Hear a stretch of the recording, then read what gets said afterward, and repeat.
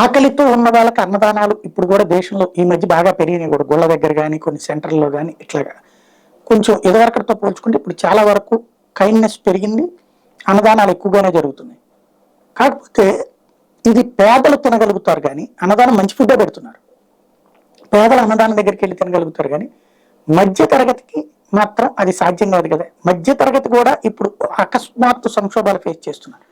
విదేశాల్లో ఉన్నటువంటి సిస్టమ్ ఏదైతే దాన్ని ఏమంటారు సస్పెండెడ్ మీల్స్ అంటే ఓ 10 మందిని కలిసి 5గురం కలిసి వెళ్ళి 10 భోజనాలకు కూపన్స్ కొని 5 తీసుకుని మిగతా 5 సస్పెండెడ్ మీల్స్ అని వాళ్ళకి వదిలేస్తే ఆ తర్వాత ఎవరైనా ఒక పక్కన పెట్టుకుని వాళ్ళు బాధ్యతాయుతంగా రెస్టారెంట్లు ఎవరైనా సస్పెండెడ్ మీల్స్ ఉన్నాయా అంటే ఇదిగో తీసుకుపోండి అని చెప్పేసి ఇచ్చేటటువంటిది ఎక్కువగా మధ్యతరగతి వాడుతుంటారు.